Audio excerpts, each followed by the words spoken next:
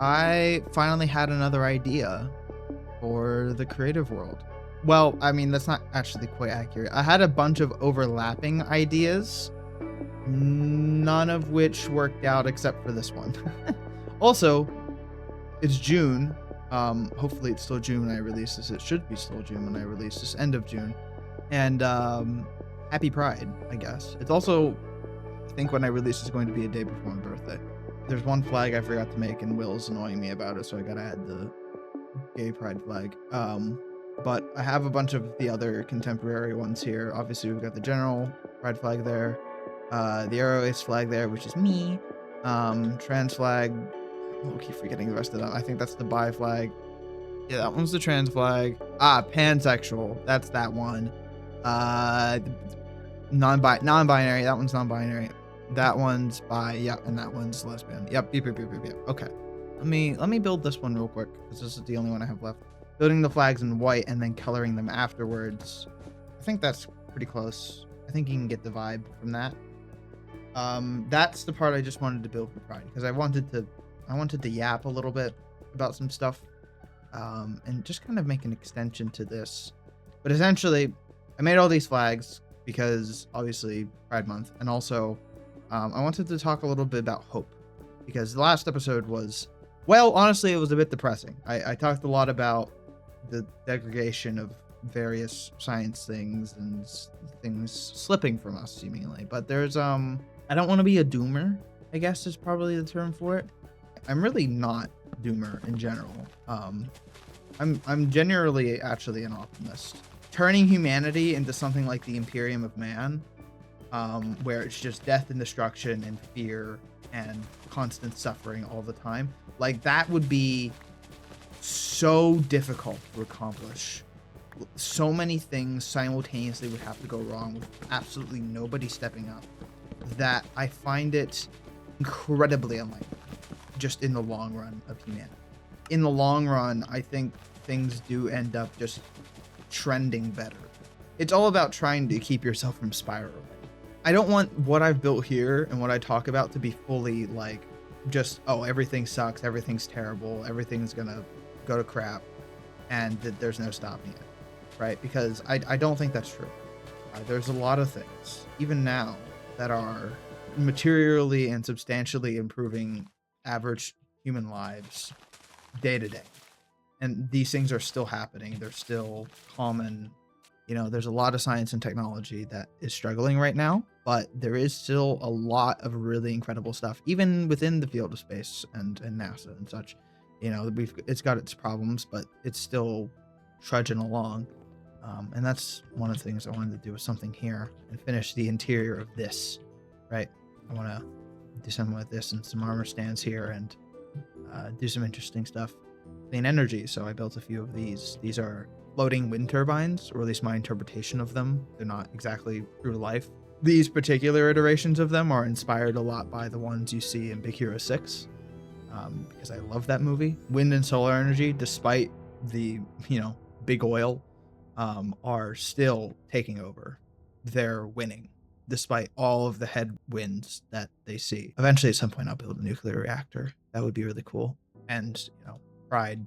I don't really know enough to assess if across the world LGBTQ rights are getting better or worse on average. I would suspect better just over time, because I think with a lot of social issues, the trend is always upwards. Even if there's dips and climbs, like everything else, I think generally the trend is usually upwards. I can't say on that for sure, but I think all of the above is probably like things that maybe immediately looking at individual news articles might feel like, oh, this sucks. Oh, this sucks. Everything's going terrible. Looking at all of this from the span of 40, 50 years ago, it would feel monumentous, like positive change, right? Monumentous? That's not a word. Momentous. That's the word. Anyways, armor stand. So I'm going to spin this all the way around. This is one of the things I wanted to make here. I don't have my head database mod because it hasn't been updated yet. This is the kind of thing, if I go to time set night, this makes a lot more sense.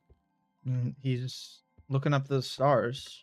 This guy's up here, he knows that these guys are enthusiasts. They love science. They love discovery. They're up here with their own consumer grade, but definitely based on the side, definitely enthusiast grade as well. They're up here right next to this decrepit, worn down scientific telescope, knowing that it's up here, like that, like they're aware of what happened to this thing, and yet they're still here doing their thing themselves. Exactly what this was meant to do, even if to a lesser extent, they're doing it themselves because, well, the hill's still great for that. Come up here, they watch the stars because it's still quiet, it's dark. Even if they gotta break through the fence a little bit and crawl through, which is what the second guy's gonna be doing, it's still to them 100% worth it. Climbing through the fence to get to this area next to the telescope. And then in here, I want to do some decoration as well. I'm thinking we make one more armor stand. So obviously they're all just Steve heads at the moment. So there's not, it's not super great looking, but generally it's pretty good. You know, they're all trespassing, you know, but you know, who cares? I kind of want to do the inside of this. Should probably explain how I ended up designing this because I did it. I forgot to flashback it because I'm bad at my job. These, you know, I said earlier these were inspired by the ones from Big Hero 6, but also they exist in real life. I believe China's made a bunch of them. Basically big cylinders that get thinner as they go back to the back. So they've got a big entrance and then it speeds it up as it hits the back. So you've got a big kind of propulsion out the back. They're all inflatable, so it's a pretty thick wall. Inflatable, it's got a hard end at the front though to like keep it rigid. And it's got a bunch of stabilizers. I made mine so they're vertical and horizontal because I couldn't really get the X shape to work, but the ones that I've seen in real life have like an X shape. So it's got the circle and then fin. And then some of them also have a ring that connects the fins. But I just made these horizontal and vertical stabilizers because I think those are a tad easier. Make this one textured. We'll texture. I was thinking I might make a fourth or fifth one of these, but I think honestly, what we have here is probably more than enough. I think I just needed to give them some more space and move them around a little bit, which is what I have done, and it does look a lot better. So, and now with that, I can do the design work of the attachment towers themselves. These towers have to be here because if you just attach the cable to the ground, the cable is going to swing around with the turbine, and then it's going to like swipe some trees, and it'll get bad. So usually, to my knowledge, they have these little metal framework towers, and then they attach the cables to the tops of those, so that if this swings around from here to like over here on a different wind pattern day, then it's not gonna like shave off the tops of these trees, and then you could had the cable hit a tree and then get stuck, and then the whole thing falls and crashes and burns and everything goes poor. But it also means I got to design the towers, which is more of a pain than I'd like.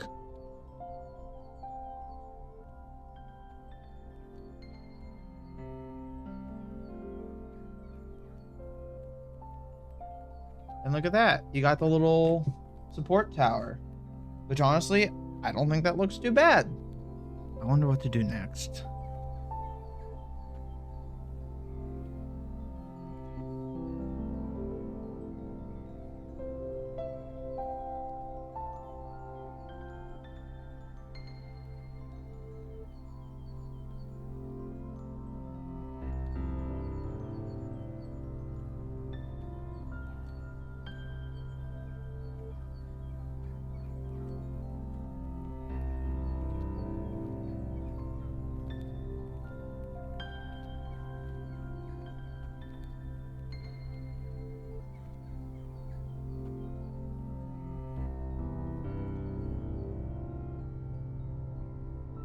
Yeah, I really like these. I really like these trees that I've made for this particular part of the build of the world. And it's just 4 trees, you know. I could definitely make a few more variations, and maybe I will, but I mean, These four are doing the job. Because of the way that they're built and that they're all kind of just rotated around spikes of leaf placements, there's not really any tell. Now let me finish off what I wanted to do here. This will be the last thing I do because I think it's the other thing related to the hope. The thing that this needs is some kind of support structure to actually hold it in place, right? So how do I want to do that? How do I want to represent that? So the theory behind what I just built here, and I know that's probably not how it works in reality. The theory is that this apparatus would rotate under the base, and there's a ton of torque under here. There's like a big motor here, and it would rotate this entire structure. It would actually rotate the dome as well. So it would rotate the dome with the telescope, right? And the entire thing would be able to rotate, and this would be able to open and close, of course.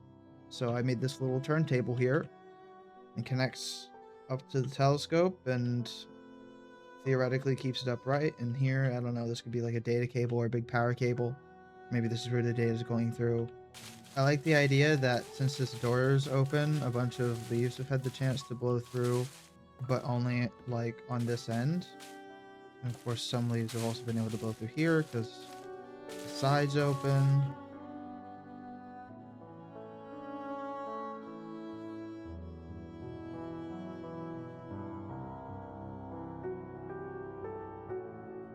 Yeah, this is pretty good. I'm pretty happy with the inside of this here. I think it's not perfect, but you can see the gate, or not the gate, where the fence blocks it off. And look, we're climbing through the fence. We climb through the fence. This guy's here. He's waiting for some of the clouds to clear and to be able to see the stars once the sun finally sets. And this guy, a little too curious about what's inside, maybe a little bit to his own detriment. A bunch of scrap wood in here. Telescope's still intact here, which is rather impressive. You got a bookshelf over here, table with a computer, the guy, storage shelf over here, and then the open door he probably could have gone through instead. And he definitely could go through this side of the fence and just crawl through some brush, and eventually you get to here, where the bases of all of these towers are at, holding up the floating wind turbines. But yeah, I wanted to build something a little bit more hopeful this episode, because last episode was a little depressing, so I wanted to build some nice things for June. It's great. I'm happy with how this is turning out. I'm gonna need to tackle this terraforming eventually, but I want to have an idea for something that I can actually properly build. Maybe I'll redirect and go work on a different project for a bit, because I don't really want to do more terraforming. Maybe I'll go over here and build something, or over here, or over here. I don't know. Maybe that could be a good next episode, like actually just like getting idea of what I want to really do, because now that I've built something, I feel like I have to get an idea for, you know, where could things go from here?